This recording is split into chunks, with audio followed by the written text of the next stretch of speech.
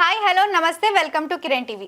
ప్రస్తుతం మనతో పాటు ఉన్నారు result oriented law of attraction విశ్వం విజయ్ గారు, బెస్ట్ కోచ్. నమస్కారం సార్. నమస్కారం అండి గాయత్రి గారు. సార్, మనలోని పవర్ని యాక్టివేట్ చేసుకోవడానికి మేనిఫెస్టేషన్ ద్వారా ఏదైనా టెక్నిక్స్ ఉంటాయా సార్? ఎస్, ఉన్నాయండి. మనలోని పవర్ అంటే ఫస్ట్ ఆఫ్ ఆల్ మనం ఎవరో తెలుసుకుందామండి. మనం ఎవరో అంటే ఆత్మస్వరూపులు అండి. అంటే ఆధ్యాత్మికంగా చూసుకున్నట్టయితే మనం ఆత్మస్వరూపులు, భౌతికంగా చూస్తే మన ఎనర్జీ అంటారు మేడం. ఓకే, సో మనలో ఉన్న పవర్ను మనం బయటకి తీసుకోవాలంటే the best is a meditation madam. ఏంటండి? మెడిటేషన్, ధ్యానం. ఎందుకు మరి ధ్యానం చేస్తే మనలో ఉన్న పవర్ అనేది ఎంత బయటకు పడుతుందంటే, చూడండి, మనం యూనివర్స్తో కనెక్టివిటీ అనేది ఏర్పడుతుంది మేడం. అంటే యూనివర్స్తో మనం చాలా మంది అడుగుతుంటారు, సార్ ఎలా ఫాస్ట్గా మనం యూనివర్స్తో కనెక్ట్ అవ్వాలి. కానీ యూనివర్స్ తోటి ఎవ్వరు కూడా కనెక్షన్లో ఉండరు, అంటే పర్సనల్ లైఫ్తో బిజీ అయిపోతారు కాబట్టి. Thank you so much. అయితే మనం పర్సనల్ లైఫ్తో ఎంత బిజీ అయినా కూడా కొద్ది సమయాన్ని మనం కేటాయించుకోవాలి యూనివర్స్తో. ఎందుకు యూనివర్స్తో కొద్ది సమయాన్ని మనం కేటాయించుకోవాలంటే, ప్రతి మనిషికి కొన్ని కోరికలు ఉంటాయి మేడం. కొంతమందికి ఇల్లు అంటారు, కొంతమంది కార్ అంటారు, కొంతమంది బ్యాంకులో పెట్టిన గోల్డ్ విడిపించుకోవాలని, కొంతమందికి డెప్స్ క్లియర్ చేయాలని కోరుకుంటారు. అంటే ఒక్కొక్క విధంగా కోరుకుంటారు. బట్ లా ఆఫ్ అట్రాక్షన్లో ఎలా ఉపయోగించుకున్న ఆ సీక్రెట్ ఏమిటి అంటే మెడిటేషన్ అండి. సింపుల్గా మీరు గాయత్రి గారు ప్రశాంతం కూర్చొని ఐస్ క్లోజ్ చేసుకుని ఒక్కసారి ఐస్ క్లోజ్ చేసుకుని 3 times breathe in and breathe out madam. 1 2 3 silent. ఇప్పుడు slowly open our eyes, slowly open our. ఇప్పుడు చూడండి, ఒక 1 minute బిఫోర్ మీ మైండ్ సెట్కు ఇప్పుడు మైండ్ సెట్కు చాలా తేడా ఉంది. ఏం జరిగింది చెప్పండి? ఇప్పుడు ఆలోచనలు తగ్గాయి మేడం. అంటే ఎప్పుడైతే మన శ్వాసను గమనాన్ని గమనిస్తూ ఉంటామో ఆలోచనలు తగ్గుతుంటాయి.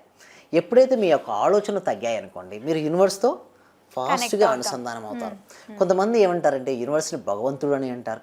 కొంతమంది ఏంటంటే రకరకాల, చూడండి, నన్ను ఎవరెవరు ఏ రూపాల్లో కొలుస్తారో వారికి ఆయా రూపాలను దర్శనమిచ్చి వారి కోరికలు నేను తీరుస్తానని ఉంది. ఇక్కడ గీతలో ఉంది, సాయి చరితంలో ఉంది. అయితే నేనేమంటానంటే, ఇప్పుడు మన భగవంతుడు ఇక్కడ విశ్వంగా కొలుస్తుంటాం. అంటే మనం యూనివర్స్తో ఫాస్ట్గా ఎలా కనెక్ట్ అవ్వాలి, మనలో ఉన్న పవర్ ఎట్లా వచ్చింది బయటకి ఇప్పుడు అంటే, మీ ఆలోచన సంఖ్య తగ్గింది కదా మేడం. అయితే ఎప్పుడైతే ఆలోచన సంఖ్య తగ్గుతుందో, తగ్గినప్పుడు మనం ఊహించుకోవడం స్టార్ట్ చేయాలి. ఇప్పుడు కనుక మీరు కావాల్సిన దాన్ని ఆజ్ఞా చక్రం దగ్గర, చూడండి, అన్ని చక్రాలు ఇంపార్టెంటే, బట్ ఎప్పుడైతే మన ఆజ్ఞా చక్రం దగ్గర ఫోకస్ పెడతామో రిజల్ట్స్ ఫాస్ట్గా వస్తాయి. మనిషి శరీరంలో 7 చక్రాలు ఉన్నాయండి గాయత్రి గారు. అవి ఏమిటి అంటే మూలాధార, స్వాదిష్టాన, మణిపుర, అనహత, విశుద్ధ, ఆజ్ఞ, సహస్ర. ఈ 7 చక్రాల్లో అత్యంత ఇంపార్టెంట్ అయిన చక్ర అంటే ఆజ్ఞా చక్ర. అందుకోసం మన భూమధ్యంలో ఉమెన్స్ ఎక్కువ బొట్టు పెట్టుకుంటారు, చూసారా?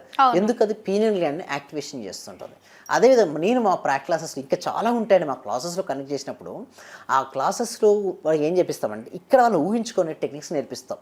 ఆ టెక్నిక్స్ వల్ల ఏమవుతుందంటే, వారి జీవితంలో వారికి ఏది కావాలో ముందే ఆల్రెడీ వచ్చినట్టుగా వాళ్ళు దర్శిస్తుంటారు. అలా వారు దర్శించడం వల్ల వారి జీవితంలో ఏదైతే కావాలని వారు కోరుకున్నారో వారు ఫాస్ట్గా వారు రియాలిటీకి తెచ్చుకోవచ్చు. ఇవే కదా.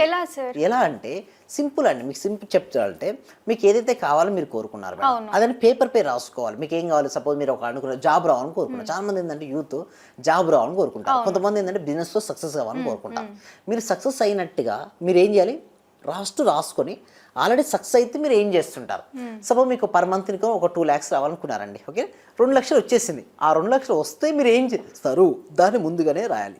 మరి యూనివర్స్కు లెక్క చూపెట్టాలి. తర్వాత ఆ లెక్కతో నాకు శాలరీ క్రియేట్ అయింది, దాంతో ఇది చేశాను అట్లా క్లారిటీగా స్టెప్ బై స్టెప్ మనం ఊహించుకోవాలి. అంటే చాలామంది ఏంటంటే ఊహిస్తే అన్నీ అయిపోతాయి అంటారు. కానీ ఎవ్రీథింగ్ ఈజ్ ఊహల నుంచే వచ్చింది మేడం.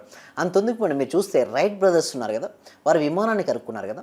ఫస్ట్ వారు ఊహించారు. అంటే గాలి కంటే బరువైన వస్తువు గాల్లో ఎగురుతుంది అంటే ఫస్ట్ ఎవరైనా నమ్ముతారండి గాయత్రి గారు? ఎవరు నమ్మరు. వారిని ఫస్ట్ చూడండి, ఏదైనా సరే 3 స్టేజ్లు ఉంటాయి మేడం గాయత్రి గారు. ఫస్ట్ స్టేజ్లో ఏంటంటే మిమ్మల్ని విమర్శిస్తుంటారు, ఇది ఎగరదు, ఇది పాసిబిలిటీ కాదని. తర్వాత నవ్వుతుంటారు, కింద పడుతుంటే ఏంటి అండి నవ్వుతుంటారు. తర్వాత 3వ స్టేజ్లో ఏమవుతుందంటే యాక్సెప్ట్ చేస్తుంటారు. సేమ్ లైక్ దట్ ఇక్కడ కూడా జరిగేది ఇదండి. 3 స్టేజ్లో ఉంటుంది. మన సక్సెస్ కూడా ఇంతే అండి. ఎవరైనా ఏమన్నా అనుకోండి, మనం పట్టించుకోవద్దు. మనకి ఏదైతే కావాలో దానిపైనే పూర్తి శ్రద్ధను పెట్టి క్లారిటీగా మీరు ఆజ్ఞా చక్రం దగ్గర ఊహించుకోగలిగితే అనంతమైన శక్తులు మన బయటకు వస్తాయి. మీరు నాకు చెప్పారు కదా, పవర్స్ అన్ని యాక్టివేషన్ అవుతుంటాయి. ఎందుకంటే అన్ని చక్రాలు ఇంపార్టెంట్. ఆజ్ఞలో పేరులోనే ఏముంది?